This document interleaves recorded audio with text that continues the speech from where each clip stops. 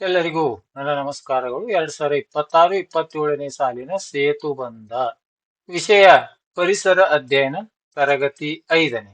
ಈ ಒಂದು ವಿಡಿಯೋದಲ್ಲಿ DSRT ಇಂದ ನೀಡಲಾಗಿರ್ತಕ್ಕಂತಹ ಬುನಾದಿ ಕಲಿಕಾ ಸೂಚಕಗಳು, 5ನೇ ತರಗತಿ ಪರಿಸರ ಅಧ್ಯಯನ ಕಲಿಕಾ ಸಾಮರ್ಥ್ಯ, ಪೂರ್ವ ಪರೀಕ್ಷೆಯ ಪ್ರಶ್ನೆ ಪತ್ರಿಕೆ, ಸಾಫಲ್ಯ ಪರೀಕ್ಷೆಯ ಪ್ರಶ್ನೆ ಪತ್ರಿಕೆ ಮತ್ತು ಉತ್ತರ ಪತ್ರಿಕೆಗಳನ್ನ ಈ ವಿಡಿಯೋದಲ್ಲಿ ಮತ್ತು ವಿಶ್ಲೇಷಣೆ ಮತ್ತು ಫಲಿತಾಂಶ ಮತ್ತು ನಮೂನೆಗಳನ್ನ ಈ ವಿಡಿಯೋದಲ್ಲಿ ನೋಡೋಣ.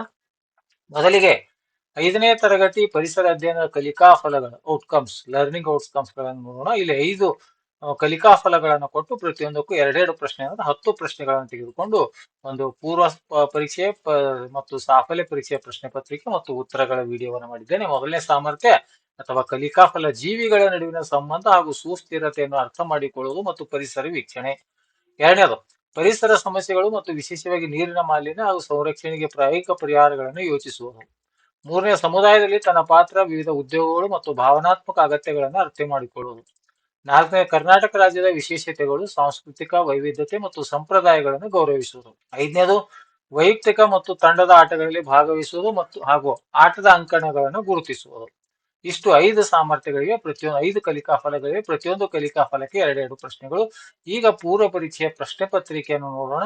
ಪ್ರತಿಯೊಂದು ವಿಡಿಯೋದ ಡಿಸ್ಕ್ರಿಪ್ಷನ್ ಬಾಕ್ಸ್ ನಲ್ಲಿ PDF ಲಿಂಕ್ ಅನ್ನು ಕೊಟ್ಟಿರ್ತೇನೆ ಮತ್ತು ನಮೂನೆಗಳ ಲಿಂಕ್ ಕೂಡ ಕೊಟ್ಟಿರ್ತೇನೆ. ಹಾಗಾಗಿ ಅವುಗಳನ್ನು ತಾವು ಡೌನ್ಲೋಡ್ ಮಾಡ್ಕೋಬಹುದು. ಈಗ ವಿಷಯ ಪರಿಸರ ಅಧ್ಯಯನ ತರಗತಿ 5, ಸಮಯ 40 ನಿಮಿಷ.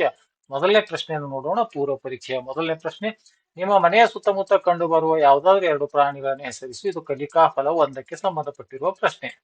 ಇನ್ನು ನಮಗೆ ಸಸ್ಯಗಳಿಂದ ಸಿಗುವ ಯಾವುದಾದ್ರೂ 2 ಪ್ರಯೋಜನಗಳು ತಿಳಿಸಿ. ಇದು ಕಲಿಕಾ ಫಲ 1ಕ್ಕೆ ಸಂಬಂಧಪಟ್ಟ. ಮುಂದೆ ಎಲ್ಲ ಅವುಗಳನ್ನ ಯಾವ್ಯಾವ ಕಲಿಕಾ ಫಲದ ಮೇಲೆ ಈ ಪ್ರಶ್ನೆಗಳನ್ನು ತೆಗೆದುಕೊಳ್ಳಲಾಗಿದೆ ಅಂತ ಇಲ್ಲಿ ಮುಂದುಗಡೆ ಅವುಗಳನ್ನ ಇಲ್ಲಿ ಗುರುತನ್ನ ಮಾಡಲಾಗಿದೆ. ಹಾಗಾಗಿ ಅವುಗಳನ್ನು ತಾವು ನೋಡ್ಕೊಳ್ಬಹುದು. ಈಗ ಮೂರನೇ ಪ್ರಶ್ನೆ: ಕೆರೆ ಅಥವಾ ನದಿಯ ನೀರು ಹೇಗೆ ಗಲೀಜಾಗುತ್ತದೆ? ನಾಲ್ಕನೇ ಪ್ರಶ್ನೆ: ನಾವು ನೀರನ್ನು ಏಕೆ ಉಳಿಸಬೇಕು? ಐದನೇದು, ಮರದ ಕೆಲಸ ಮಾಡುವವರನ್ನು ಏನೆಂದು ಕರೆಯುತ್ತಾರೆ?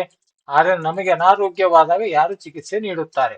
ಏಳನೇದು, ನಮ್ಮ ರಾಜ್ಯ ಕರ್ನಾಟಕದ ರಾಜಧಾನಿ ಯಾವುದು? ಇದು 4ನೇ ಕಲಿಕಾ ಫಲಕ್ಕೆ ಸಂಬಂಧಪಟ್ಟಿರುವ 2 ಪ್ರಶ್ನೆಗಳು.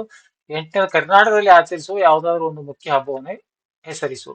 ಇನ್ನು ಕಲಿಕಾ ಫಲಕ್ಕೆ 5ಕ್ಕೆ ಸಂಬಂಧಪಟ್ಟಿರುವಂತಹ 9ನೇ ಪ್ರಶ್ನೆ: ನಿನಗೆ ಇಷ್ಟವಾದ ಯಾವುದಾದ್ರೂ ಒಂದು ಹೊರಾಂಗಣ ಆಟವನ್ನು ಹೆಸರಿಸು.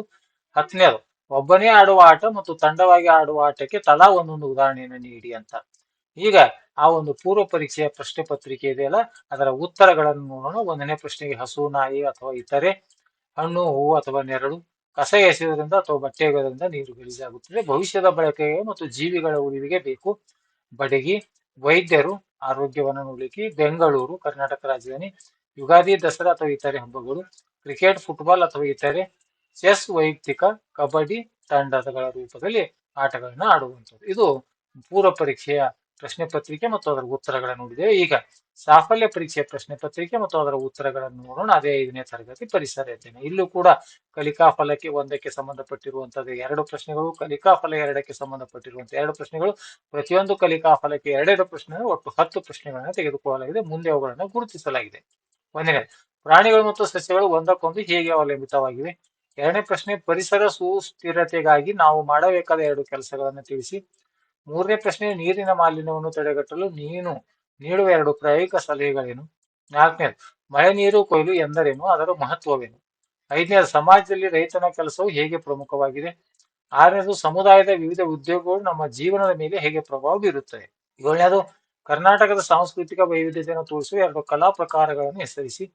8ನೇ ಪ್ರಶ್ನೆ, ವಿವಿಧ ಸಂಪ್ರದಾಯಗಳನ್ನು ಮತ್ತು ಜೀವನ ವಿಧಾನಗಳನ್ನು ನಾವು ಏಕೆ ಗೌರವಿಸಬೇಕು? 2 ಕಲಿಕಾ ಫಲ 4ಕ್ಕೆ ಸಂಬಂಧಪಟ್ಟಿರ್ತಕ್ಕಂಥ.